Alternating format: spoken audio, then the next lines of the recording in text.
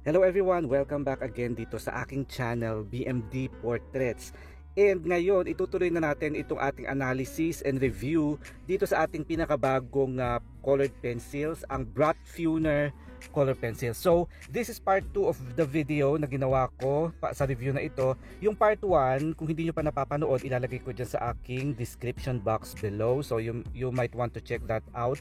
Kasi doon nilagay ko mismo yung mga numbers ng pencils na ginagamit ko. So dito, magfo-focus tayo sa mga bagay na na-discover ko sa paggamit ko nitong Brotfuner. So ito yung aking personal take. Ito yung parang naobserbahan ko rin in comparison na rin sa dinami-dami ng mga colored pencils na nagamit ko in the past. So nakabuo ako nitong 10 discoveries dito sa aking Brotfuner. Una muna na na-discover ko is good news kasi very capable siya sa mga multi-layered works. So if you are aiming for something na may depth, na talagang realistic, na talagang yung skin tone ay malalim, kumbaga ay yung coloration niya, yung pigmentation niya maganda, and you can make portraits na multi-layered na, you can use as much as pencils as you want. So dito around 5 or 6 layers yata yung nagagamit ko, pero ina-allow pa rin niya na mag-layer ka on top of other layers. So pangalawa kong na-discover dito sa Brotfuner compared to doon sa mga sa mga student grade pencils na nagamit ko na like FCCP, Colleen, Crayola, Deli, etc. Siya, ito masasabi ko based on my observation, siya yung pinaka pigmented. Ayan, so good news pa rin sa mga gustong gumamit o yung mga meron na pero hindi pa masyadong alam kung paano gamitin. So for a very much cheaper na price ay para sa akin in my opinion, siya yung pinakamalapit doon sa mga artist grade pencils like polychromos. Ayan. So pangatlo kong na-discover sa kanya, itong set ng 72 has so many skin tone colors.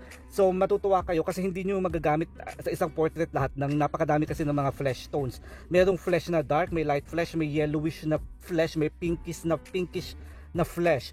Pero hindi niyo agad siya magagamit, so matitipid niyo. So pag halimbawa naubos na yung isang flesh tone, pwede mong i-substitute yung iba pang mga flesh colors at madaming mga browns, May mga dark browns na super love ko kasi para sa akin, yun yung nakakatulong para maging mas 3-dimensional, mas realistic yung ating drawing. And then, yung susunod kong natuklasan sa kanya, ito, sure na ako na siya talaga ay oil-based. So, dahil siya ay oil-based, hindi tayo masyadong mag-expect na parang Prismacolor na glossy and creamy yung magiging output natin. So, dito, if you want something na medyo textured output, na hindi siya ganun ka-glossy, pero maganda yung texture niya kasi meron tayong mga works na minsan gusto natin minsan yung dry siya and textured, ganun yung kanyang feeling, hindi siya waxy. So mas matigas yung kanyang pigments o yung kanyang lead doon sa Prismacolor, which is good in a way kasi hindi madaling maubos kagaya ng Prismacolor. Kasi ang Prismacolor, di ba, kailangan natin mag-burnish, so dito hindi kasi oil based siya. So pero ang maganda sa kanya is smooth yung kanyang lead. Hindi kagaya ng FCCP, minsan may tendency na maging magaspang siya as you go layer after layer. So kailangan mong i-smudge or something like that. Ito, hindi mo kailangan gumamit ng mga cotton cloth or anything to blend kasi smooth i-layer yung kanyang pigment.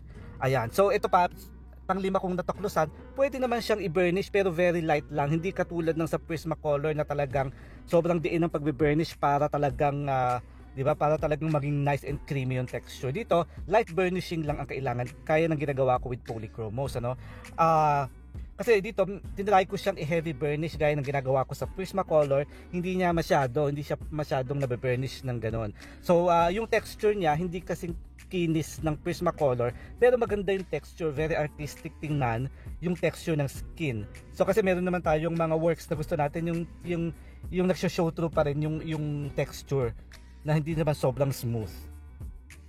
So perfect ito sa mga male skin tone, yung mga ganito, yung kay Chris Hemsworth, yung mga may balbas, yung mga ganyan. Kasi oil based, so makukuha mo talaga yung texture ng mga ganitong texturized na mga reference photo. Ayan. So ito, pagmasdan yung mabuti kung paano ko i-build yung skin tone dito sa forehead area. Kasi ganito din naman yung ginawa ko doon sa the rest of the face. Ayan, nagba-black in ako, gaya ng ginagawa ko, blocking in of shadows. So ang ginagawa kong style dito is yung ginagawa ko din with other student grade pencils I go from dark to light. So I started with my dark brown, and then light brown, and then itong parang reddish na parang maroon, na very very light maroon color. So yan yung ginagamit ko. Pag na-black in ko na, ayan, makikita nyo ang kagandahan sa pagba-black in, ano, nandiyan na yung shape, no? Makikita mo agad yung shape ng iyong drawing. So ito na yung pinaka skin tone niya. Ito yung pencil na ito, para siyang light orange na may pagka brown din siya. Ayan, so ganyan lang siya, dahan-dahan lang. Ayan, itong time-lapse na ito medyo mabilis kasi medyo malaking part yung na-cover ko. So kapag hindi ko siya time-lapse ng medyo mabilis, magiging mga 50 minutes yung aking video. So masyadong mahaba. So ganyan lang siya. Maganda siyang shade, ano, maganda. Actually, hindi naman talaga niya kailangan ng talagang sobrang pagbe-burnish dahil nga siya ay oil-based. So dahil nga oil-based siya, so mas may focus tayo ngayon sa mga details. Kayang-kaya niya. So dito sa kanya, feeling ko, no, sa aking opinion, sa nakikita ko sa kanya, bagay na bagay siya sa mga smooth surface, sa mga Bristol board na medyo smooth, at saka sa mga medium surface, yung medyo texture din, pwede. Sa super rough, parang hindi masyado, no, hindi siya masyado sa mga magagaspang na mga colored pencil papers o yung mga sketch pad na medyo toothy, na medyo textured. Hindi masyado, feeling ko siya maging effective kasi nga hindi naman natin siya masyadong nabe-burnish, so kailangan medyo smooth na yung paper natin para smooth din yung maging texture. Texturize siya ng slight, pero makakatulong yung paper para hindi masyadong maging raspang. So dito nag-a-add ako ng parang medium pressure, not really to burnish, na para lang medyo maging fine pa yung texture ng mga pigments. So ito ginagamit ko na ang isa sa aking mga flesh, pero madami pang mga reserve na flesh colors na hindi ko gagamitin dito kasi gusto kong i-reserve yung ibang flesh sa iba pang mga portraits. So mag-i-enjoy kayo sa dami ng flesh colors.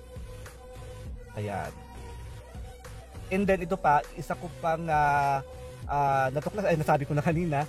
So dahil nga hindi siya wax based, so ang kanyang texture is like polychromos, medyo texturized pero very fine and very nice. Nakikita nyo naman, maganda yung skin tone na lumalabas talaga sa kanya.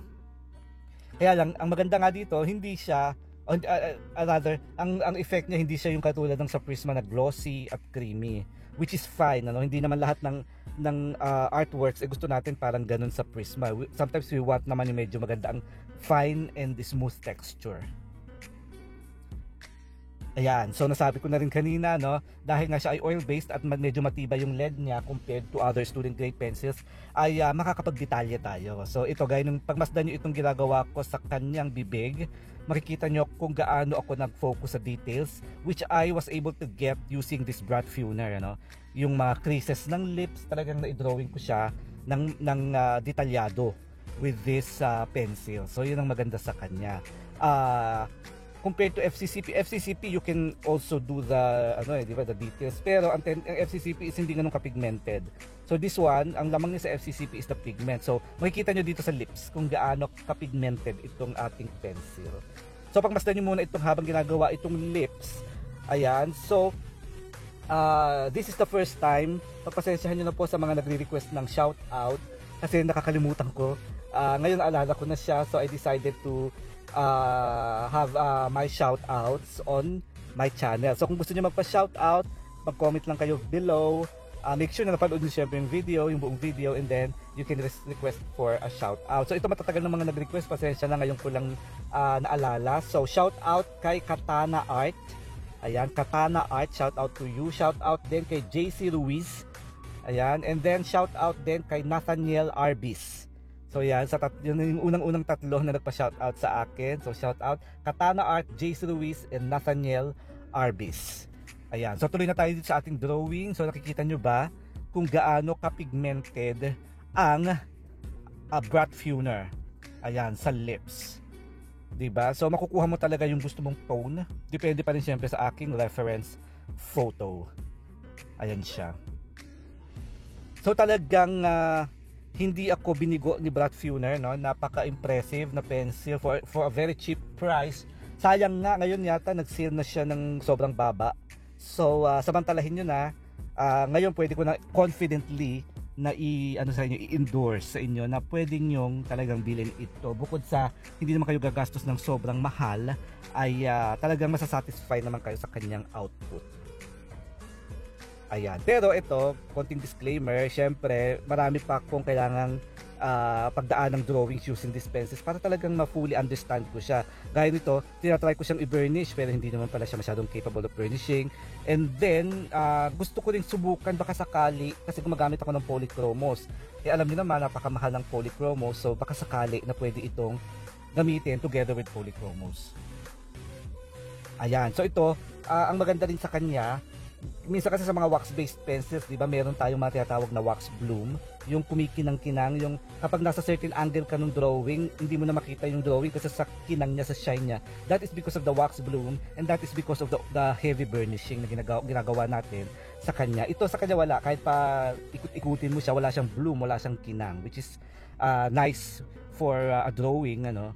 Ayan. So, pagdating sa light fast din, light fastness, I'm not very sure. Maybe hindi ito ganun ka light fast katulad ng polychromos, which is understandable naman because this is a cheaper brand of oil-based.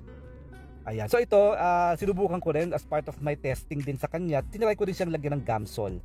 So, sa mga hindi pa nakakapanood ng mga videos ko using Gamsol, paki-search na lang sa aking channel, sa aking mga tutorial playlist. Nandoon yung mga ginamitan ko ng Gamsols like FCCP.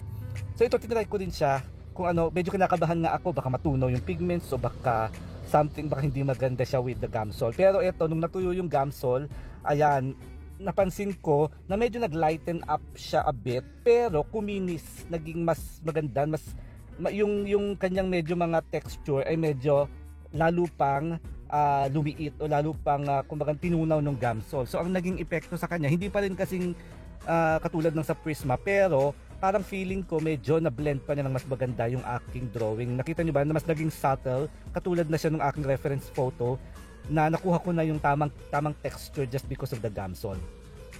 So ayan, na-blend niya, no? Yung mga pigments na feeling ko medyo nakahiwalay or medyo nakaangat, parang nakorek ni Gamsol. Which is something na gusto ko pang itry on many drawings, ano? Kung paano siya with Gamsol. Pero dito, on this drawing na medyo na-burnish ko na rin siya ng medyo slight, ay kahit paano nakatulong pa rin itong si Gamsol para gumanda pang lalo yung texture. Kasi kung nakikita nyo sa aking reference photo, medyo makinis yung kanyang face, ano? Pero medyo slightly textured. Ayan, so ginamitan ko siya ng Gamsol. Ngayon, final stage, this is the toning and perfecting. I encourage this part sa inyo na mga nagdo-drawing, ano? Bago nyo tapusin, make sure na meron kayong final shades na nilalagay. You need to tone, you need to perfect yung mismong tone, kasi meron tayong minsan mga nami-miss out na parts na kailangan nating i-lighten, kailangan nating i-darken, may mga shadows na kailangan pa pala nating dagdagan, so ganyan. So on this part, nakakatulong talaga yung quality ng paper. The paper should allow us na even if kahit na nasa last stage na tayo ng drawing, ay kumukulay pa rin dapat. And the quality of the pencil also. But this one, unlike other student grade pencils, kumukulay pa rin siya even if sobrang dami ng layers na nailagay natin. So ito mo, nadidefine ko pa, nadadarken ko pa yung gusto kong i-darken na parts, nalalighten ko yung gusto kong i-lighten, yung gusto kong mas smooth na part, nagagawa ko pa. So I'm using yung mga flesh, at saka yung mga pinang block in ko din kanina, sila rin yung ginagamit ko na pang define pa ng mga shadows. Kahit ito sa nose, gusto ko mas dark pa para medyo umangat. So ayan, nalalagay-lagay lang natin siya ng ganyan. So siguro nakatulong din yung konting Gamsol, konti lang ha, so wag sobrang dami, using flat brush para medyo mas kuminis pa yung texture ng ating drawing. Pero there's nothing wrong with the texture, yung fine textured drawing. So if that is what you want, sometimes may mga mas nagagandahan sa mga textured output yung hindi sobrang talagang burnish, hindi sobrang waxy. Ayan, so konting very very damp lang ito, yung talagang halos walang Gamsol, ano, very very light lang yung aking ina-apply para ma-blend pa yung mga last layers na nilagay ko. Pero optional yon, ano, kasi okay na rin naman siya even without Gamsol, ano. Ayan, so very very happy talaga ako dito kay Brad Funer. So next time itatry ko siya with polychromos. Baka sakali na medyo makatipid ako kay polychromos kapag ginamitan ko nitong Brad Funer, 'di ba? Yung parang halimbawa sa base ng polychromos, pwede kong ito munang Brad Funer bago yung actual skin tone with polychromos, or I can use this Brad Funer kapag sa mga polychromos drawing ko sa mga damit or sa background, mga ganyan. So itatry ko siya, papakita ko din sa inyo kung okay siya with polychromos. With Prismacolor, feeling ko hindi ganun magiging ka-effective because magkaiba sila ng composition. Pwede din siguro kasi sa bagay artist grade naman yung polychromos sa Prismas, kasi yung Prisma and Poly minsan pinagsahalo ko. So try ko din if it will work with Prismacolor. Ayan, so this is the part 2. So dahil medyo haba yung video, magkakaroon pa tayo ng part 3. Sa part 3, itatry ko na real time kasi madami nagre-request yung real time drawing, yung talagang actual pace ng drawing natin. Kung paano mag-layer, kung ano yung mga ginagamit na colors. So itatry ko siya on my next video using Brad Funer color pencils. Thank you for watching. Thank you very much. Bye bye. See you next time.